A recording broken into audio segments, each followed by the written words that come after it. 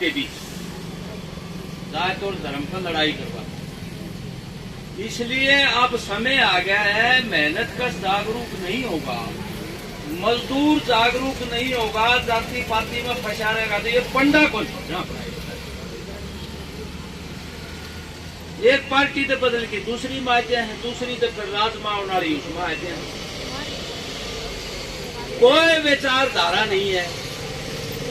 पूरा मुस्लिम लीग भी ठाडी हो जाए तो फिर उसमें चले जाएंगे, पाकिस्तान से आगे ठाडी हो जाए ना, फिर वहां ज्वाइन कर लेंगे। इसलिए ये लड़ाई जो है, मैंने पहले भी कहा था, ये लड़ाई जो कंपनियां हैं, बड़े धन्ना सेठ हैं, उनकी और जनता के बीच की लड़ाई है। वह ज्यादा से ज्यादा संसाधनों को लेके शोषण करना चाहते हैं, मजदूर का भी, किसान का भी, आम कर्मचारी, मुनाफा बनाना चाहते हैं।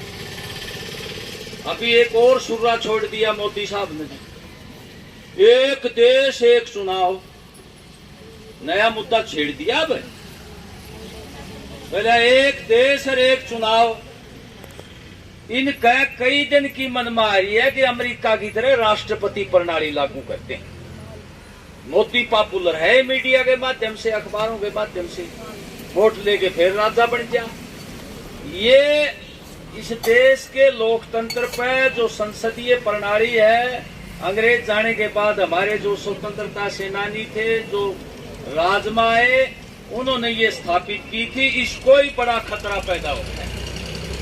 अभी तो लोकतंत्र है, 28 तारीख को जाने कौन दिया, और जब तानाशाही आ जाएगी तो क्या होगा फिर? ये मीटिंगें नहीं करने देंगे, हाँ, घर से निकले। ये क्या है कि ये जो इंडिया नाम से सारी पार्टियां इकट्ठी होगी, मोदी को खतरा ये हो गया तेरी सत्ता जागी। उससे ध्यान बटाने के लिए ये सोचा छोड़ दिया और पार्लियामेंट सेशन बुला लिया 5 दिन के लिए। उसमें ये कानून में संशोधन करेंगे।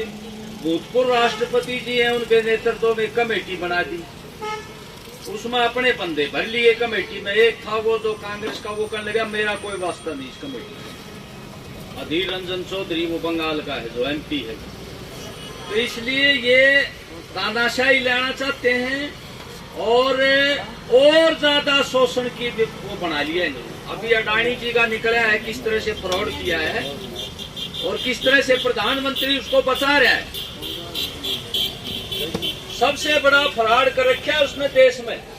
वो कैसे कर रखा है?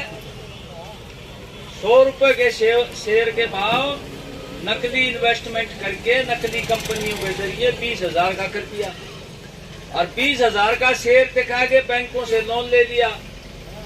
और शेयर का भाव नीचे गिर गया, वो बैंक का लोन टूट गया। देश के संसाधनों को लूटने के लिए देश के संसाधनों का इस्तेमाल उसके द्वारा करवाया जा रहा है, और फिर कह रहा है कि हम तो भ्रष्टाचार के खिलाफ लड़ रहे हैं। देखो मजे की बात है, ईमानदार बने बैठे हैं, देश को लुटवा रहे हैं और ईमानदार बने बैठे हैं। ये हालत है। इसलिए बहनों, यह लड़ाई लड़नी पड़ेगी और कोई चारा नहीं है। अभी देखा होगा ना, परसों किसान भी गए थे यहाँ से, आपको पता है। 31 और 1 तारीख दी थी कृषि मंत्री ने। 23 अगस्त को बड़ा प्रदर्शन किया था किसानों ने, यही आपके बीच में बैठे थे। उस दिन भी टाइम नहीं दिया। फिर 2 तारीख को गए, उसके घर के आके बैठ गए। प्रशासन करने लगा जी शाम को आएंगे, टाइम देंगे। अभी बात नहीं करी। हालांकि उन्होंने 5 तारीख का समय दिया है मिलने के लिए, वो कल मिलेंगे। जो हमने भी ये तय किया भाई चलो समय दे रहे तो एक बार बात ही करेंगे। तो किसान, अब देखो ना, हरियाणा में हरियाणा में जो सूखा पड़ गया, आधे में बाढ़ आ गई, किसान की फसल बर्बाद होगी।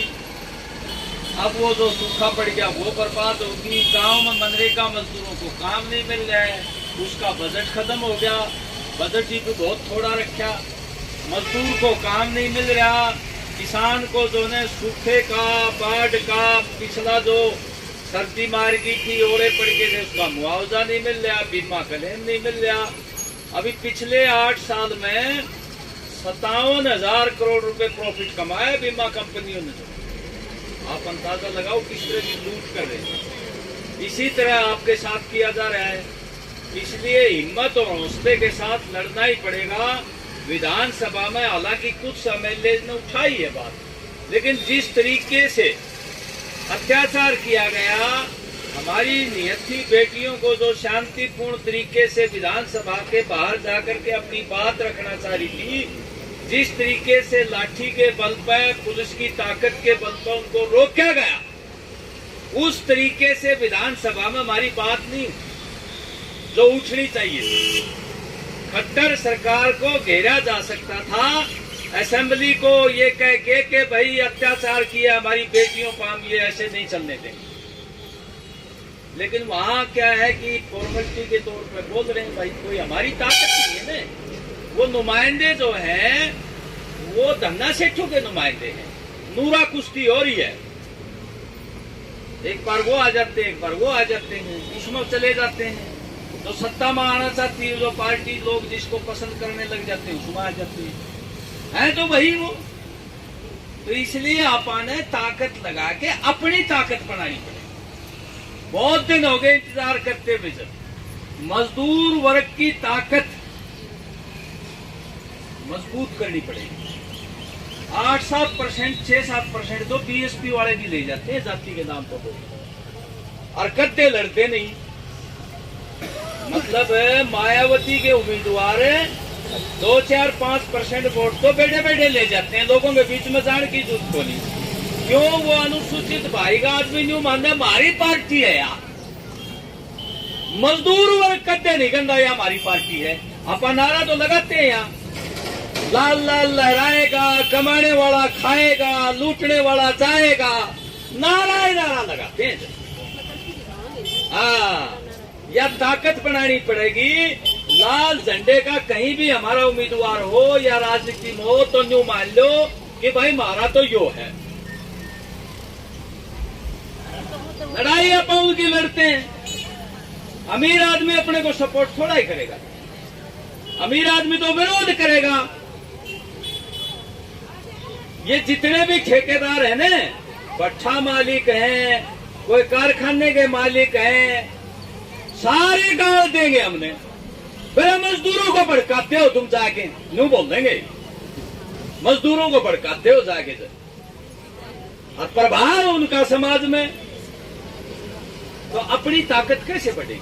अपनी ताकत जब बढ़ेगी कि भाई हम मजदूर वर्ग के बहने हैं, साथी हैं, हमारी ताकत बढ़नी चाहिए। राजनीतिक ताकत है, वो ताकत तभी बढ़ेगी जब अपन ये छोटी छोटी जात का, पात का, ये जो धार्मिक उन्माद है, अंधविश्वास है, इसको ऊपर उठ के अपन अपनी ताकत बनाएंगे। बनाओगे ना? हाँ हाँ। तो मैं तो ये कहना चाहिए भाई हमारी यूनियन जरा कहेगी उड़ा वोट जाएंगे। यूनियन की ताकत भी जब बना, आ रहा था ना बड़ा नेता, अभी आ रहे थे। ये अच्छी बात है भाई, हमारे बीच में आए समर्थन करने, बहुत अच्छी बात है। ये भी 2-3 बार विधायक बन लिए, 2 बार तो शायद बन लिए। चौधरी बंसी लाल के दामाद नहीं, वो भी जो आवे है कि ये बहने वोट दे देंगे, हमने खड़े होंगे। हाँ चलो अच्छी बात है भाई, आते हैं, हमें सपोर्ट मिलती है, राजनीतिक पार्टियां सभी लोग आते हैं, कोई बात नहीं। तो ताकत के ऊपर निर्भर है बहनों। हमारी ताकत अगर ज्यादा होगी, राजनीतिक ताकत भी और सांस्कृतिक ताकत भी। अब इनको भी जब आप पूछेंगे, जब आप जाके कहोगे ना हमारी यूनियन जरा कहेगी उड़ा वोट देंगे जी, वो फिर इन दोहरा आवेंगे, भाई कामरेडो तारा उम्मीदवार तो सैको नहीं, हमने समर्थन दुआओ। अगर तुम वो ही डाल दोगे बिना इकट्ठी हुए तो अपन क्यों पूछेंगे फिर वो? हाँ, यूनियन की ताकत उसी में है। यूनियन की ताकत ये नेता भी तभी मानेंगे जब इनको मालूम है कि भाई इनकी ताकत है सीटू की। भले ही सीटू का नेता यहाँ ना खड़ा हो, लेकिन ये एक कहने का वोट डालते हैं। एक दिन यो सांसद साहब मिल गया मने, आप जिसका जाओ ने मेरा क्या था, बिना कामरेडो तारी ताकत तो बहुत है। आंगनबाड़ी की भी, आशा वर्कर भी लाल झंडा ठाए फिरी जाओ, पर तारे वोट को नहीं आते। तारा उम्मीदवार खड़े हो जाते, तारे वोट 1000-1200 रह जाते, आते नहीं। मगर सांसद साहब हमने भी बेरा इस बात का, आप बोल लो उड़ेगा भी बेरा है। क्या हमारी ताकत हो जाए तो आप भी पूछ कर लाइक जाओ भाई, ये बात तारी ताकत बहुत है। ये बात में प्रदर्शन करते हुए दिखाई देती है, राजनीतिक तौर पर नहीं दिखाई देती है भी नहीं, वास्तविकता भी है। ये बापा जावांगे न उसका है, अपन मेरे लाल झंडे जो ने लाल ड्रेस पहनी हुई हमारी बहने दिखेंगी, ये नहीं सोचेंगे कि ये तो लाल झंडे की ताकत बहुत है भाई। और वोट पावे जो वोट को पावे, गराड़ा नुका उड़ा ना दे दिए, कोई जीते क्यों खाम का वोट ने खराब करा भाई, नुका गए बेबे क्यों वोट ने खराब करा, जीते तो आज को नहीं है, ये जीत गई न कर दिया ठंडा ने, ये चुटाला तो जीते रही होंगे ना, तो एमएलए बनाई थी, क्या कर दिया, ये दूसरे चुटाला जीते आया था, क्या कर दिया, वह कौन देख दे आप पहला क्यों वोट खराब करो, इनके वोट तो आओ को नहीं, खाम खा पावड़े हो रहे हो बेटा, तू तिड़ेगा घाट हमके पास और लकड़ेगा न्यू बोल देंगे। ये ताकत होती है, जन समर्थन होता है। वोट थोड़े आओ ज्यादा आओ, न्यू तो मेरा पार्टी दुश्मन ने, इनकी ताकत है और उसका दबाव पड़ता है। खट्टर जो बोल रहे हैं उड़ा गया मिलने था, खट्टर ने लाल झंडा लाने में तंग कर लिया, आज एमएलए बन जा लाल झंडा एक तो चलने कौन थे असेंबली में से, तो अपने मैदान में भी और राजनीतिक फ्रंट पर भी ताकत बढ़ानी पड़ेगी, या बात समझ लो। मन का 35 साल हो गए भौंकते ने, और शायद 5-7 साल का और हूंगा, वो भी मुश्किल से होऊंगा कि ना होऊंगा, बेरा कोनी किस टाइम हार्ट अटैक हो जाए, आजकल हार्ट अटैक की बड़ी बीमारी चल रही है, तो इसलिए ताकत बना लो ना, अपनी पूछ नहीं होगी ये बताना चाहिए। हाँ जोर लग और बार